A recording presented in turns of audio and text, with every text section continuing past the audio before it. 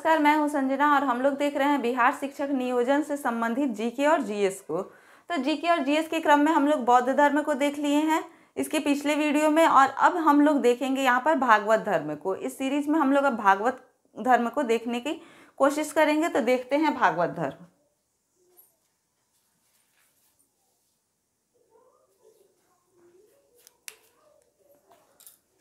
तो हम लोग देख रहे हैं भागवत धर्म को। भागवत धर्म के संस्थापक कौन थे? कृष्ण। भागवत धर्म के संस्थापक कौन थे? कृष्ण। तो भागवत धर्म से ही 6ठी शताब्दी ईसा पूर्व में वैष्णव धर्म का विकास हुआ। भागवत धर्म से ही 6ठी शताब्दी ईसा पूर्व में क्या हुआ? वैष्णव धर्म का विकास हुआ। इसके बाद हम लोग देखते हैं कि उपनिषदों से वैष्णव धर्म का ज्ञान होता है। उपनिषदों से वैष्णव धर्म का क्या होता है? ज्ञान होता है।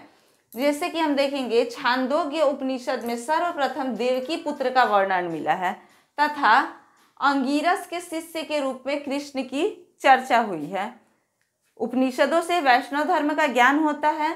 छांदोग्य उपनिषद में सर्वप्रथम देवकी पुत्र का जिक्र किया गया है और इसमें अंगिरस के शिष्य के रूप में कृष्ण का जिक्र किया गया है। आगे देखते हैं कि भागवत धर्म के प्रवर्तक कौन है। भागवत धर्म के प्रवर्तक कौन है? तो भागवत धर्म के प्रवर्तक कृष्ण है, जो कि वृष्ण कबीले के थे। कृष्ण थे जो कि वृष्ण कबीले से थे। भागवत गीता में भागवत धर्म के सिद्धांत के बारे में बताया गया है। भागवत धर्म के सिद्धांत के बारे में किसमें बताया गया है? तो भागवत गीता में बताया गया है।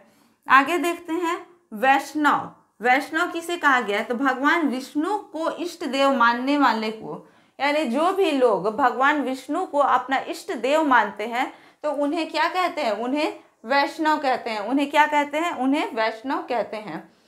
विष्णु को सर्वोच्च देवता ऐतरेय ब्राह्मण में कहा गया है। ऐतरेय ब्राह्मण में विष्णु को क्या कहा गया है? सर्वोच्च देवता कहा गया है। यानी देवताओं में सबसे ऊंचा किसे कहा गया है? विष्णु को कहा गया है ऐतरेय ब्राह्मण में। मत्स्य पुराण के अनुसार विष्णु के 10 अवतारों का उल्लेख किया गया है। मत्स्य पुराण के अनुसार विष्णु के 10 अवतारों का उल्लेख किया गया है। उन 10 अवतारों में से 9 अवतार अभी तक हो चुके हैं और एक अवतार अभी भी होना बाकी है। तो 9 अवतारों कौन कौन से हैं?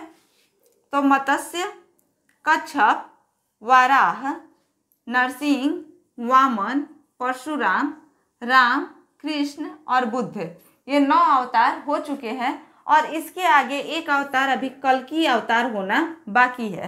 तो मत्स्य पुराण में विष्णु के 10 अवतारों का उल्लेख किया गया है। कौन कौन सा?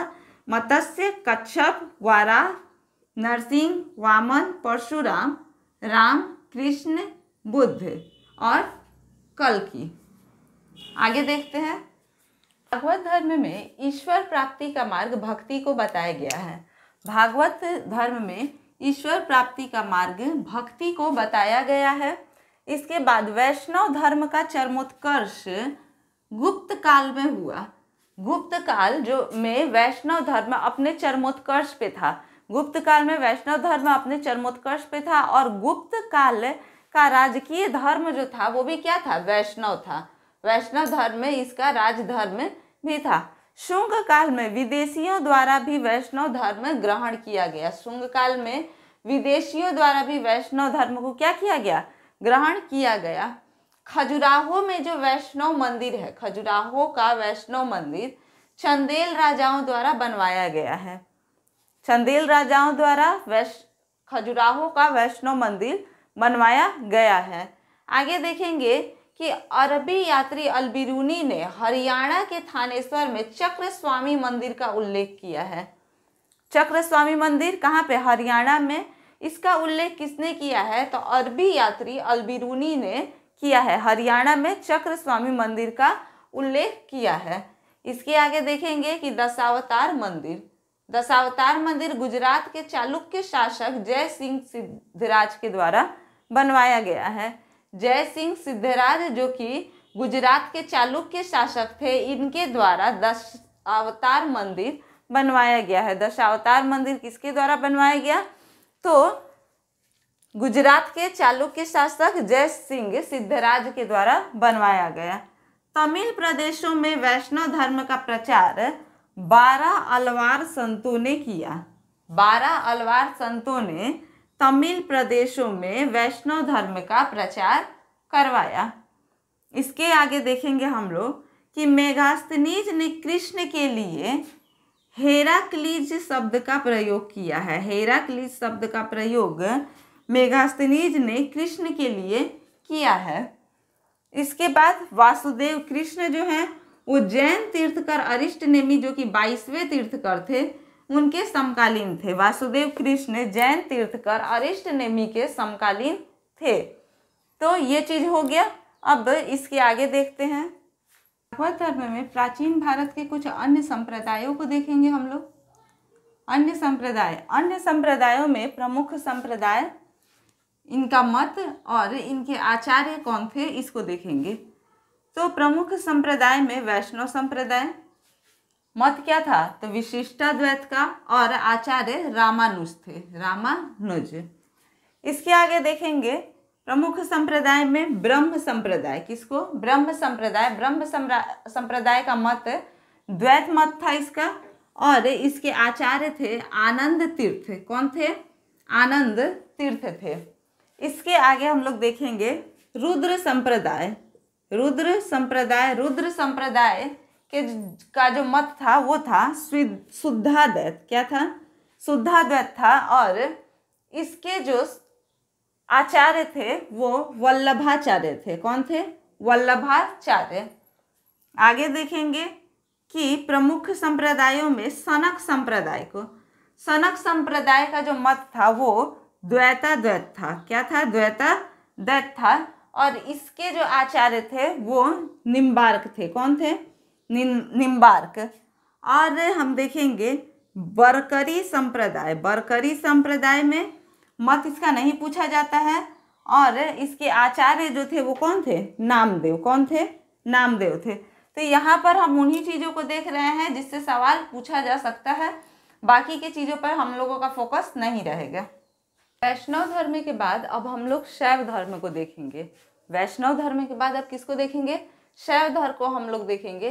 तो शैव धर्म में शैव संप्रदाय को कुलिश, पशुपत या महेश्वर भी कहते हैं।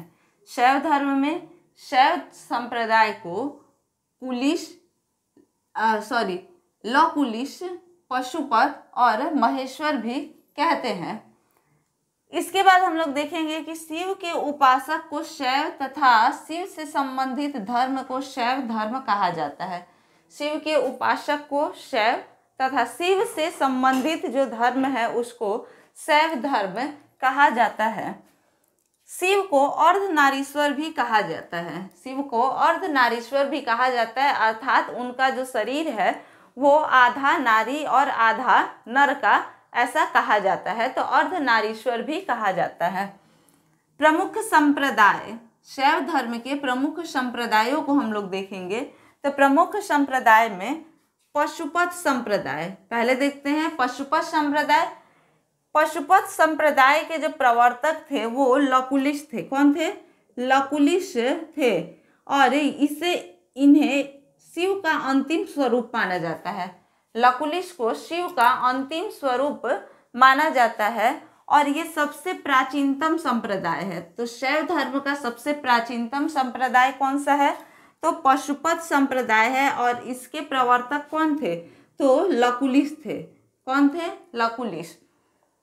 उसके बाद हम लोग देखते हैं कालामुख संप्रदाय।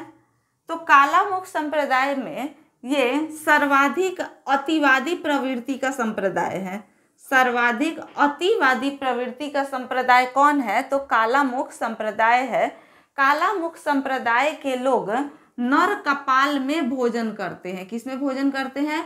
नर कपाल में भोजन करते हैं ये लोग, यानी कि मानव खोपड़ी में ये लोग भोजन करते हैं।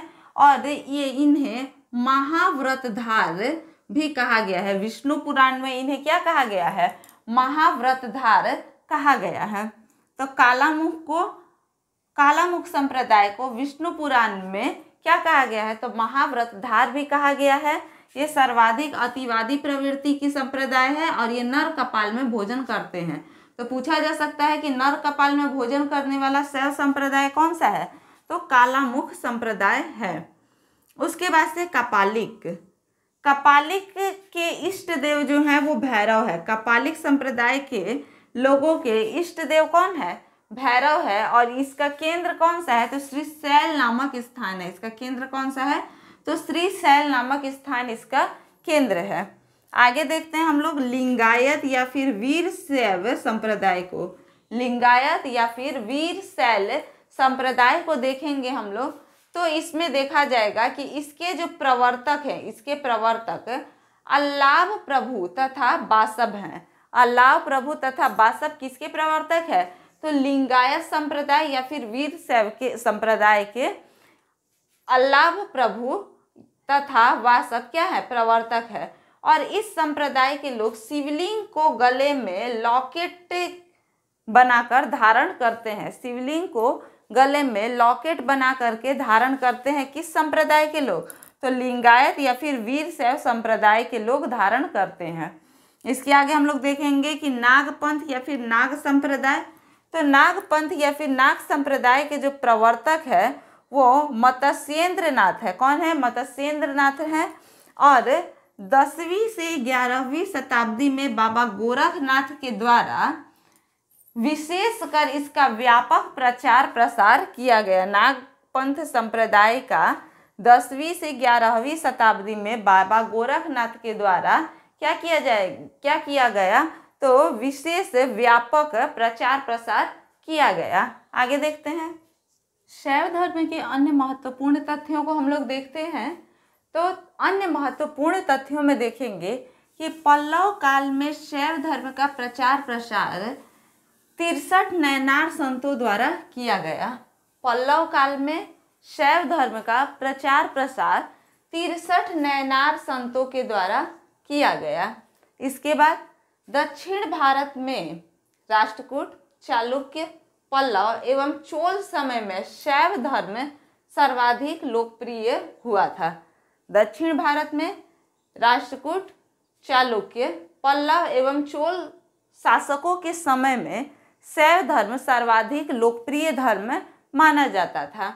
इसके आगे हम लोग देखेंगे कि विदेशियों ने भी शैव धर्म को अपनाया। विदेशियों द्वारा भी शैव धर्म को अपनाया गया और कुषाण शासन काल में मुद्राओं पर शिव तथा नंदी का अंकन मिला है।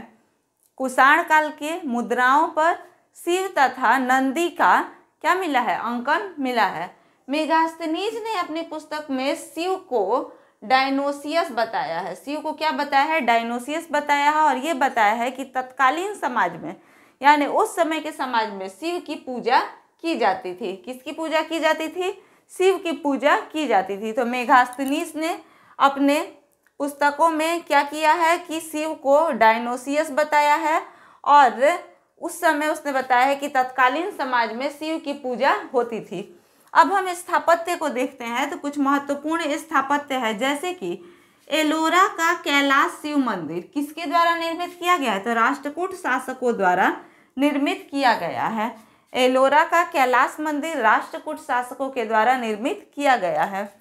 राजराजेश्वर का शैव मंदिर, राजराजेश्वर का शैव मंदिर या फिर बृहदेश्वर मंदिर, राजराजेश्वर का शैव मंदिर या बृहदेश्वर मंदिर जो कि तंजौर में स्थित है, इसे चोल शासक राजराज प्रथम ने बनवाया था। किसने बनवाया था, चोल शासक राजराज प्रथम ने बनवाया था। तो एलोरा का जो कैलाश मंदिर है वो राष्ट्रकूट शासकों ने निर्मित करवाया था और राजराजेश्वर शैव मंदिर या बृहदेश्वर मंदिर जो कि तंजौर में है, तो ये चोल शासक राजराज प्रथम ने बनवाया था इसे। तो इस तरह से हम लोग देखते हैं तो हमारा शैव धर्म भी खत्म हुआ। तो आज के वीडियो में हम लोगों ने शैव धर्म को और भागवत धर्म को देखा।